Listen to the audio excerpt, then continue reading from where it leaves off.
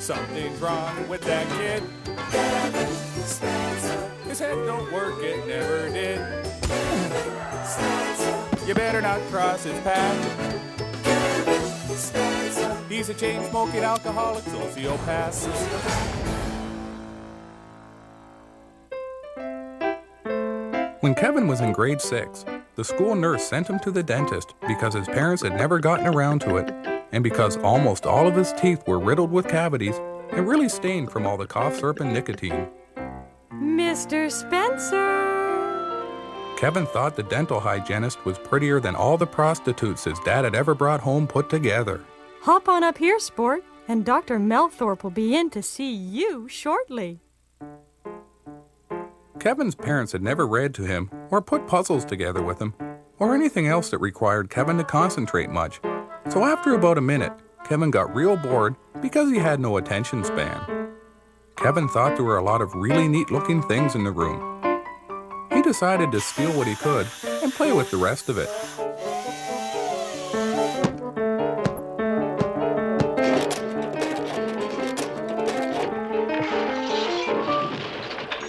Kevin heard footsteps running towards his room. He wasn't done stealing stuff yet, so he figured he'd better hop back in the chair so he wouldn't get caught.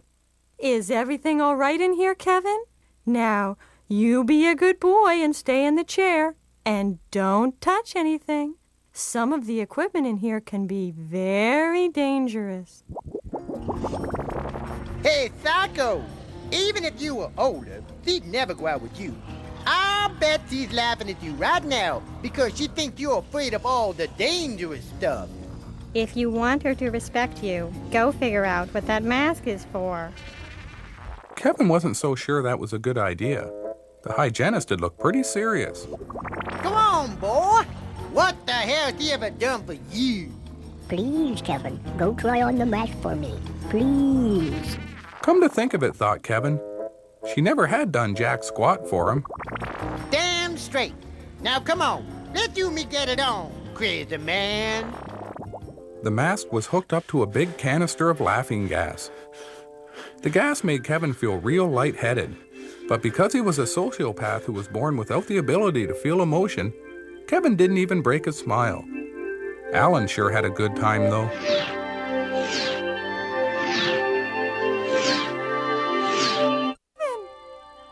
The screaming dental hygienist snapped Kevin back to reality right quick. While the hygienist held his arms, Dr. Melthorpe yanked the mask right off Kevin's face and turned off the canister of laughing gas. Alan was sad to see the good times end. Ah, crap. Damn you and damn your teeth and gums. You can rot in hell with the non-flossers. Kevin spent the rest of the morning in a nearby park drinking with some hobos and runaways. He was still pretty mad at the dentist for embarrassing him in front of the hygienist and ruining any chance he had of marrying her. Straighten things out. Kevin figured he'd straighten things out, so that night he broke into the dentist's office and got himself good and jacked up on laughing gas. He figured that ought to learn Dr. Melthorpe a thing or two. Then he broke a bunch of the machines and carved his father's name into the wall, figuring that the cops would bust his old man and get the useless prick out of his hair for a few months. Kevin was about to leave when he found the medicine cabinet with a bunch of little bottles with rubber tops.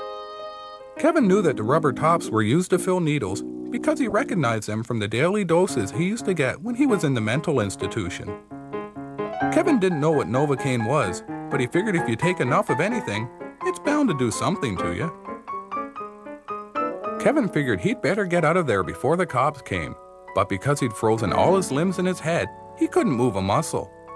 This really upset Kevin because he couldn't lift his arms to light his smoke. Oh my Lord! Do you think he's dead? Dr. Melthorpe called the police. It took the two cops about 10 minutes to wake Kevin up. Because Kevin was so young and really groggy and disoriented, neither of the cops expected him to come up swinging. Kevin landed a couple of real sweet left hooks before one of the cops cuffed him across the back of the head and put him in handcuffs. When the police phoned Kevin's parents from the juvenile hall to tell them what had happened, Kevin's dad laughed so hard that he woke up the hooker. Oh, what's so funny? My dumb boy. Don't matter how many times you tell him the rules of life, it just don't sink in on account of his effing head's broken. If you're stealing drugs or booze, don't take it while you're still in the building you broke into. Go find a park or something.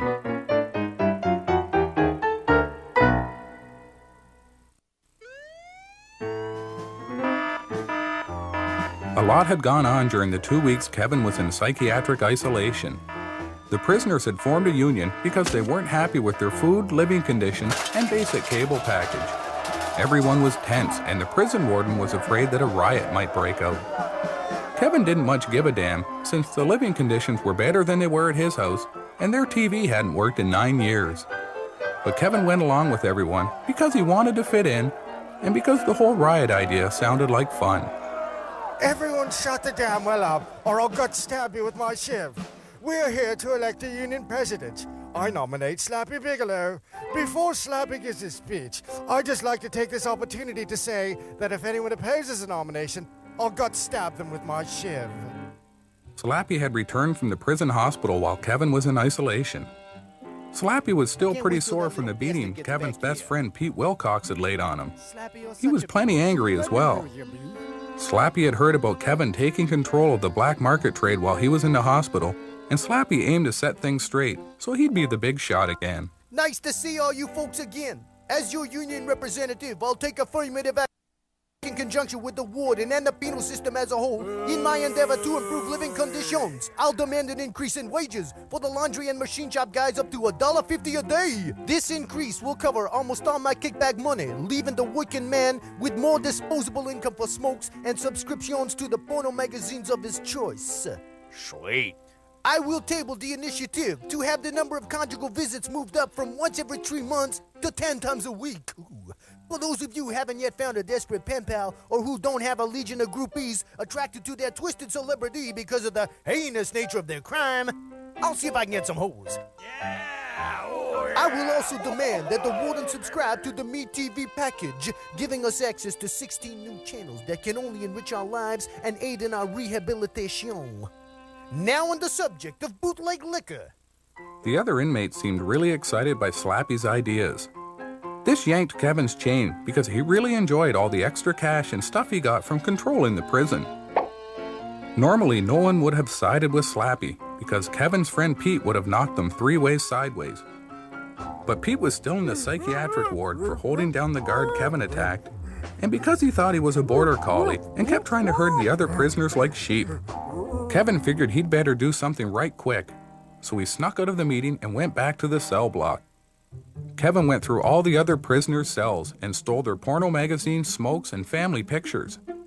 He kept a few of the nice ones for himself and then hid the rest in Slappy's cell. Kevin figured that ought to straighten things out. Kevin was getting pretty close to puberty, and because his old man didn't want him turning gay, he decided to take the boy on a hunting trip to learn how to kill things. This here's the trigger. All you gotta do is just keep pulling it and pointing the gun. Me, I find it helps to swing the barrel around a lot so as you make sure you hit something. That's why we use automatic weapons. Keep it to Christ down. Oh, Jesus, Percy. You remembered our effing anniversary. Don't let no one ever tell you I don't love your old lady. Now here, you practice while I tear a quick one off with your mother.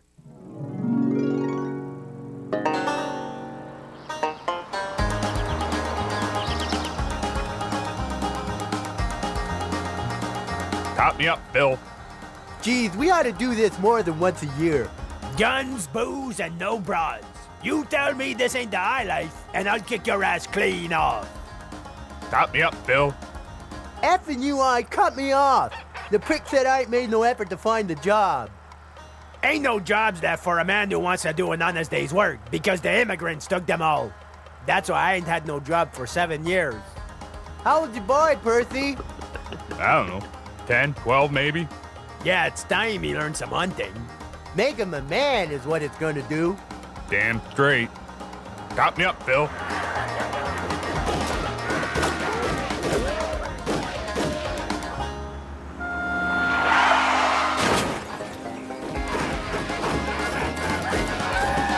Nice shot, Phil. All right, boy. The first thing you do whenever you go hunting is sleep off all the booze you drank driving up to camp. See you in the morning.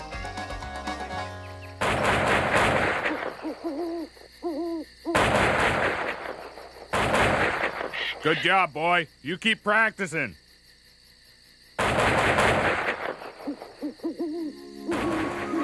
Kevin had stayed awake all night because he was scared by all the strange new sounds around him, and because every couple of hours, one of his dad's friends would wake up to go to the bathroom and fire off a few rounds just for kicks. Kevin's dad and his friends woke up just before noon and settled in to have a big breakfast and some Boilermakers just to take the edge off. Kevin was pretty excited. He was really looking forward to sneaking through the woods, trying to find things to shoot. He told everyone how excited he was. Dad and his friends all laughed. Ain't you taught the boy nothing, Percy? He's young yet, and his head don't work right besides. That's why he's always in and out of the nut house. Good thing you brought him along so we can learn him a thing or two. Make sure the boy grows up normal. Kevin's old man and his friends told Kevin that hiking through the woods carrying all the guns and stuff was too much like work, and if they wanted to work, then they'd have jobs. Trick is to let the animals do the work for you. That's what separates us from them. We're smart. Phil and Charlie set up 4 lawn chairs in front of the cabin while Kevin's dad moved the fridge outside so they wouldn't have to get up for more beer. Deers like salt, so the trick is to make a really big pile that they can't resist. If all you gotta do is sit in the chair and wait for them to come, you can get a lot more drinking done than if you had to go through the woods and try and find them. Look at this, boy. Watch how I feel. Mind you don't break my beer, you stupid dinks! It was almost 4 in the afternoon and not a single deer had shown up. Kevin was pretty disappointed. The other guys didn't seem to mind as much, but Kevin figured that was because they'd been hunting plenty of times before and were used to it, and because they were all so loaded that they'd pretty much forgotten why they were there anyway. Hey, Percy! $10 says you can shoot the side mirror of the car. Good thing the car's stolen. I'd hate like hell for that to be mine. Don't look like no deer are coming. Let's go into town and get some prostitutes. Kevin's dad said he'd have to stay behind because he was just a kid and because he only had enough money for one hooker. Kevin had nothing else to do, so he decided to have a few drinks and practice his marksmanship. But pretty soon he got bored shooting stuff that didn't move. Ostriches are your dad's favorite animal. Kevin figured he'd straighten things out right quick, so he hitchhiked 70 miles to explore Ed's Safari World and whacked an ostrich in only 47 shots. Kevin figured he could have it stuffed and give it to his dad for Father's Day.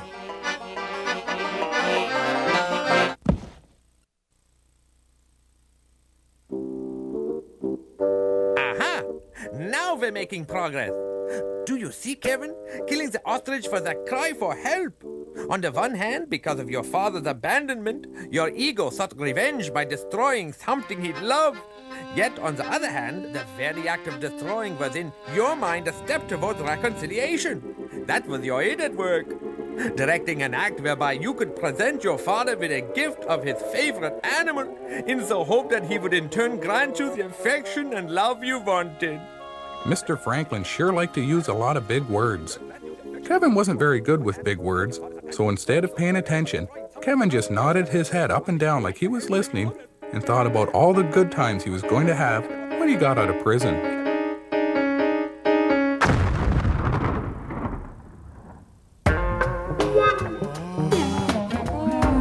Boy, it sure gets hot doing your taxes all day.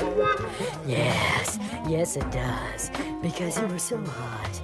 Why don't you take off your shirt while I discuss something with my maid over by the couch? I am very hot as well. I think I will take my shirt off also. We are all hot. It is also very hard work, working as an assistant tax auditor. Then you should take your pants off. I will take mine off as well, so you won't feel uncomfortable. I think that will make me hotter. Oh. Because Kevin liked the fictional world in his head a whole lot more than reality, he figured he was real lucky to be doing 25 to life, because that left him plenty of thinking time.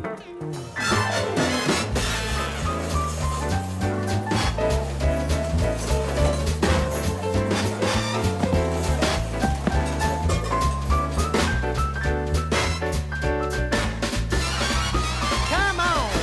Daddy needs a new carton of smoke. Take him in the head, you dumb bastard! Take him in the head! Chickens are so stupid! Kevin and Alan sure had some good times together. Kevin remembered when he was younger and he thought everyone had an imaginary friend and that everyone could see Alan as well. He also remembered the day he learned that wasn't true and that his brain didn't work like the other kids' brains did.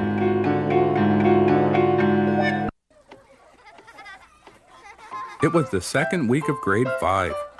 Kevin thought he was the coolest guy in school because he was bigger than all the other kids and because this was his third time in grade 5, so he figured he'd know more and be a lot smarter than his classmates, except for the ones who could read. The first week of school had gone by really quickly because Kevin had skipped it and stayed at home smoking and watching Showgirls over and over again with his dad. Kevin figured if he sat at the back of the room, Mrs. Kilbourne wouldn't see him and he wouldn't be called on to answer any questions. It would have been a pretty good plan if Kevin wasn't a foot taller than everyone else. I'd like everyone to welcome our new student back for another kick at the can, Kevin Spencer. Not many of the kids waved or looked at him because they all remembered him as the bully from last year who'd beaten most of them up at one time or another because the people he really wanted to hit were a lot bigger than him. It was only 5 minutes past 9, and Kevin was already bored because he'd lost track of the lesson plan on account of his hangover and his short attention span. Hello, is Kevin home? It's me, Alan. Alan, the magic goose. Can Kevin come out to play? Hello? Kevin wanted this to be his last year of grade 5, so he tried to force Alan out of his head and concentrate on what the teacher was saying. I've got coffee and smokes. And 2 front row tickets to Showgirls. Ooh, look. Elizabeth Berkley's shirt got wet, and she doesn't have a clean one. I wonder what she's gonna do. Kevin figured a few minutes of Showgirls wouldn't hurt him if he buckled down afterwards and focused really hard on his studies.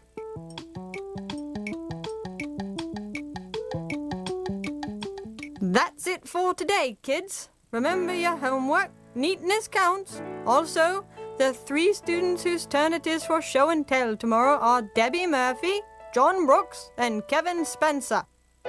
Kevin had forgotten all about show and tell, just like he had the last 2 years. That night at the dinner table, he asked his parents if they had any ideas about what he could bring. Hey, I know. Why don't you parade your useless, unemployed arsehole of a father in front of your class? You can show all the kids what impotence and no job skills looks like. Hey, boy. Anyone in your class ever asked what a washed-up rodeo clown groupie looked like after it gains about 100 pounds? 'Cause, brother, have I got a specimen for you. Kevin figured that the next time he wanted some advice, he'd wait until his parents were done fighting. That night, Kevin lay in bed with his stomach full of butterflies. He really wanted the kids in his class to like him, and he figured it would help a lot if he brought something for show and tell that was really cool and impressed them. It was a little after 2 in the morning when it came to him. Kevin had thought of the perfect thing to bring. He slept really soundly for the rest of the night. Thank you, John. Your grandfather's Purple Heart and the story of his courage will inspire us all for years to come. Kevin was really happy.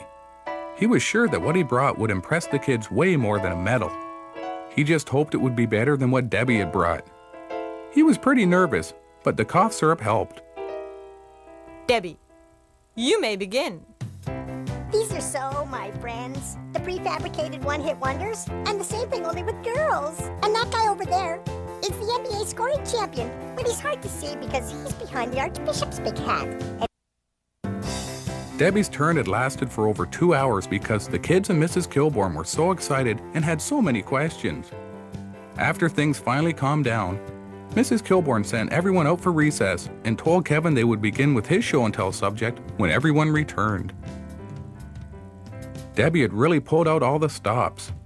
Kevin was really nervous, so during recess he knocked back half a bottle of prescription cough syrup and killed a few smokes just to take the edge off. By the time everyone returned to class, Kevin was pretty loaded and he was feeling real confident. Kevin, you may begin.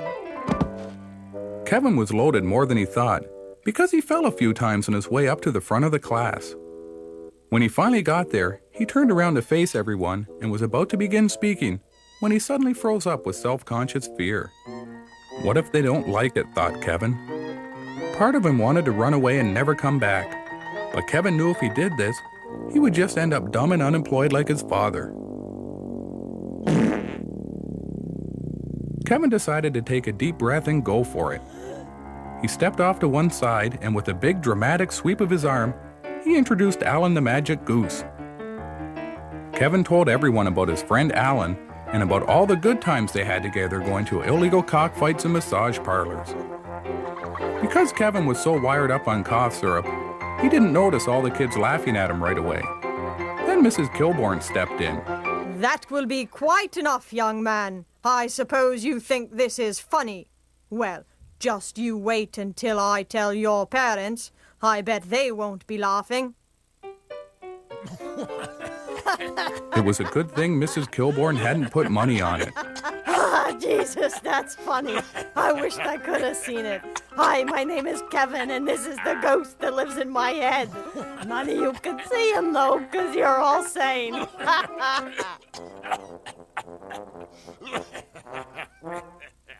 His head's broken. Has been since he come out. I really don't think your attitude is helping matters. Look at me, everybody. I'm the magic goose. Kevin sure didn't like the way all his classmates and parents had laughed at him, so he decided that he'd slash all the tires on Mrs. Kilbourne's car because she was the one who made him do show and tell. Kevin figured that ought to straighten things out.